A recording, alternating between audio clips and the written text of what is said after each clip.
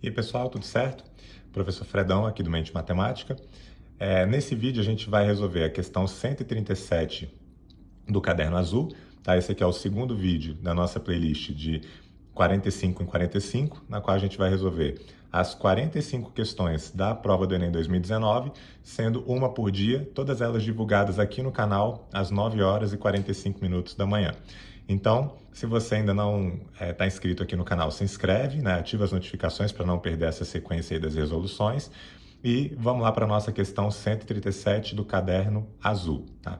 Essa questão, assim como todas as outras que a gente vai resolver, eu vou sempre fazer comentários a respeito, né, da teoria, o que você precisaria estudar para poder acertar aquela questão e, eventualmente, eu vou até resolver de mais de uma forma. É o caso dessa questão 137. Eu vou resolver usando a ideia de inequação e logaritmo, tá? Propriedades de logaritmo, e vou resolver também usando uma ideia principal de função exponencial, tá? Mas já adianto que questões que envolvem log, em geral, vão estar entre as mais difíceis da prova, tá? Porque é um operador que é complicado, que nem todo mundo entende muito bem, enfim. Então não é uma questão, essa 137, que você deveria fazer no começo da prova. Se você começou pela prova, que foi o meu caso, e essa é a segunda questão e ela envolve log, a minha recomendação para vocês é pulem, independentemente de você gostar ou não de log, tá? A única situação em que eu não recomendo vocês pularem uma questão de log, e eu inclusive falei isso no ano passado para os meus alunos, é quando você estiver fazendo uma questão que envolve aquele lance de terremoto, de magnitude de terremoto e tal, porque aquele tipo de questão de log é um tipo bem batido, ele aparece com uma certa frequência, e, curiosamente, nesse ano de 2019, né, eu estou gravando esse vídeo em 2020, então no ano passado, essa questão da magnitude do terremoto acabou aparecendo, tá? Mas, vamos lá.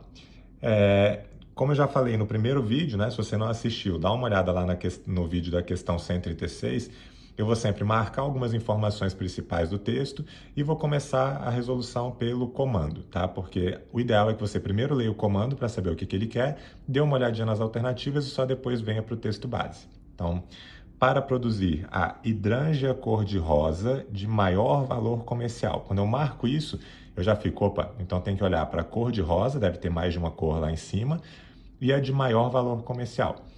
Deve-se preparar o solo de modo que x assuma. Então ele quer saber aqui se vai ser acima de 10 menos 8, menos de 10 a menos 7, entre 7 e 8, enfim. Então agora vamos lá para o texto base. A hidrângia macrófila é uma planta com flor azul ou cor-de-rosa. Bom, a gente já sabe que a gente vai ter que olhar para a cor-de-rosa, dependendo do pH do solo no qual está plantada. Em solo ácido, ou seja, com pH menor do que 7, a flor é azul, então isso não me interessa, enquanto que em solo alcalino, ou seja, pH maior do que 7, a flor é rosa. Então a primeira coisa importante, a gente vai ter que fazer com que o pH seja maior do que 7. Considere que a hidrângia cor-de-rosa mais valorizada comercialmente numa determinada região, é isso que eu quero, é aquela mais valorizada comercialmente, seja aquela produzida em solo com pH inferior a 8. Sabe-se que pH é menos log de x na base 10, em que x é a concentração do íon hidrogênio, que é esse H+, que está ali. Então, galera, se eu quero a hidrângia cor-de-rosa de maior valor comercial, eu quero que seja satisfeito o pH maior do que 7, uma vez que a flor só é rosa se o pH for maior do que 7, e o pH inferior a 8, uma vez que essa é a que tem maior valor comercial, né? E é isso que ele pede na questão. Então, vamos lá. Duas formas de resolver esse problema, tá? Primeira forma é, se você quer um pH entre 7 e 8 e o pH é menos log de x na base 10, então você quer que esse menos log de x na base 10 seja um valor maior do que 7, menor do que 8, correto? Então aqui você vai ter uma inequação logarítmica. Inequação por si só já é um pouco complicada, né? Imagina uma inequação logarítmica, então a gente vai ter que tomar alguns cuidados aqui. Meu primeiro cuidado para resolver essa inequação logarítmica simultânea, tá? E nessas inequações você pode fazer elas de duas formas. Ou você resolve primeiro essa inequação, depois resolve aquela outra inequação, e aí você pega a interseção dessas soluções, porque essa inequação tem que ser satisfeita e essa daqui também tem que ser satisfeita. Ou você faz operações em cada parte da inequação e resolve tudo numa tacada só. Nesse caso, é possível sim resolver tudo numa tacada só. Por quê? O que eu vou começar fazendo aqui nessa equação é multiplicar tudo por menos 1. Só que multiplicar tudo por menos 1 significa multiplicar essa parte, essa parte, essa parte. Isso vai ser útil para que esse sinal negativo suma daqui. Não tenho como explicar o porquê nesse vídeo, porque demanda uma teoria, né, um pouquinho mais complicada, e a ideia aqui é só que a gente resolva as questões. Mas quando você multiplica por menos 1, o que você tem que fazer com o sinal é inverter o sinal da desigualdade, sempre que você multiplica ou divide por número negativo. Então, multiplicando por menos 1, aqui vai ficar menos 7, só que agora eu vou ter que colocar maior do que log de x na base 10, maior do que 8, ok? Ou maior do que menos 8, desculpa, porque eu multipliquei por menos 1. Então, recapitulando, aqui fica menos 7, menos vezes o menos log de x fica só log de x, 8 vezes menos 1 fica menos 8, e eu tive que inverter os sinais porque eu multipliquei por um número negativo. Só que para poder comparar isso, o ideal é que eu coloque tudo como log, né? Porque aqui está como menos 7, aqui está menos 8, e aqui tem um log de x na base 10. Bom, existe uma propriedade de log que diz o seguinte, né? Se você tem um log de um a elevado a n numa base a, isso aqui é igual a n. Ou seja, eu posso escrever aqui, por exemplo, esse menos 7 como log numa base 10, e eu estou fazendo base 10 para ficar igual a essa base que está aqui, de 10 elevado a menos 7, uma vez que isso aqui é igual a menos 7 por essa propriedade. Na verdade, nem chega a ser uma propriedade, uma consequência direta da definição do log, tá? Então, se eu posso escrever menos 7 dessa forma, eu vou fazer isso porque vai me facilitar a minha comparação naquela equação. Então, menos 7 eu vou reescrever como log na base 10 de 10 elevado a menos 7. Isso é maior do que log de x na base 10. E a mesma coisa eu faço para o menos 8, log na base 10 de 10 elevado a menos 8.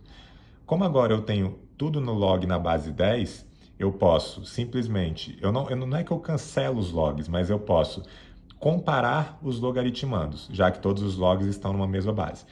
E aqui vem outro detalhe que é importante, mas que eu também não tenho como entrar no mérito disso conceitual. Para isso a gente precisaria de uma aula mesmo de função logarítmica, mas eu só posso comparar esses logaritmandos desse log na inequação escrevendo isso daqui, dessa forma, né? Tipo, meio que ignorando essas bases e o próprio log em si, porque essa base do log é maior do que 1. Tá?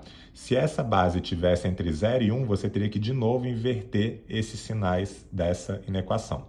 Tá? Mas enfim, isso aí fica para um outro momento. A gente não tem como comentar isso aqui agora, ok? E daqui você tira, né, que o x ele tem que ser, vou só reescrever de uma outra maneira aqui, ó, para ficar menor, depois o x, depois um outro que é maior. Então vou inverter essa inequação. Vou escrever aqui que o x é maior do que 10 a menos 8 e menor do que 10 a menos 7, tá? Porque aí fica numa ordem crescente que é mais fácil da gente entender aqui. Então, a alternativa correta é a letra E, que fala que o valor de x tem que assumir valores maiores do que o 10 a menos 8 e menores do que o 10 a menos 7, ok? Só voltando um pouquinho aqui desse passo para esse passo, tá? Porque eu não me aguento aqui, eu tenho que comentar. Imagina que você tenha, tipo, 2 ao quadrado, isso aqui é claramente maior do que 2 à primeira, certo? Porque isso aqui é 4, isso aqui é 2. Já se você tivesse 1 meio ao quadrado, isso não é maior do que 1 meio elevado à primeira. Apesar de aqui ter as mesmas bases, eu não posso simplesmente comparar os expoentes, porque 1 meio ao quadrado é 1 quarto, enquanto 1 meio à primeira é 1 meio. Isso aqui é 0,25, isso aqui é 0,5, então aqui é maior. Vocês estão vendo que daqui para cá mudou o sinal? Isso acontece porque essa base da exponencial é um número que está entre 0 e 1. E por isso que eu comentei lá no log que se essa base estivesse entre 0 e 1, você teria que também inverter esses sinais da desigualdade, ok? Então, tive que voltar aqui porque eu não consigo me segurar, eu tenho que fazer esse comentário, tá? Mas, de novo, é uma questão difícil. E para isso ficar mais claro, eu teria que gastar um bom tempo explicando toda a ideia de função logarítmica, tá? E uma outra maneira de resolver essa questão, então o gabarito aqui a gente já sabe, a letra E, mostrar para vocês que foi assim que eu resolvi lá na minha prova, né, de 2019, tá aqui, ó. Essa é a digitalização da minha prova. Eu primeiro resolvi de uma outra forma aqui, depois para conferir eu fiz exatamente esse caminho, né, ó. Tá? De colocar ali o menos log de x na base 10 entre 7 e 8, multiplicar por menos 1, depois escrever todo mundo como sendo log na base 10, enfim, e aí acabei acertando. Bom, uma outra maneira que a gente poderia resolver aqui, tá? Não sei se seria muito recomendado, mas enfim, a ideia dessas resoluções é que a gente resolva de mais de uma forma essas questões, tá? Então eu poderia resolver essa questão assim, ó. Se eu tenho que pH é menos log de x na base 10, então eu posso pegar esse menos e jogar para o lado de cá, né? Multiplicando os dois lados da igualdade por menos 1, fica menos pH é igual a log de x na base 10. Pela definição do log, né? Eu posso pegar essa base, elevar ao log, e isso é igual ao logaritmando. Então, eu vou ter que x é igual a 10 elevado a menos pH. Só que x igual a 10 elevado a menos pH, de certa forma, é uma função do pH, né? Esse valor do x, que é igual a 10 elevado a menos pH. Para tirar esse menos aqui desse expoente, eu posso reescrever essa potência, né? Invertendo aqui a fração. Isso é a mesma coisa que 1/10, agora sim elevado a pH, e aí dessa forma eu tiro esse menos daqui. Por que eu fiz tudo isso? Porque fazendo tudo isso aqui, se eu tenho uma função do pH que é 1/10 elevado a pH, isso aqui vai ser uma função exponencial. Funções exponenciais, em geral, ou tem um comportamento crescente quando esse A é maior do que 1, ou tem um comportamento decrescente quando esse A é um número que está entre 0 e 1. Como 1/10 é um número que está entre 0 e 1, então essa função do pH teria esse segundo comportamento, que é um comportamento decrescente. Tá? E se tem um comportamento decrescente, está fazendo isso daqui, onde esse eixo das abscissas é o pH e esse eixo das ordenadas é essa f do pH, que é o que a gente chamou de x, então cuidado para não confundir, o nosso x aqui está no eixo vertical, tá? E eu quero saber onde que esse x varia para variações do pH maior do que 7 e menor do que 8. Então, olha só, se você tem o pH variando de 7 até 8, então você está fazendo com que o pH aqui varie de 7 a 8. E quais vão ser os valores desse pH se você jogar lá naquela função?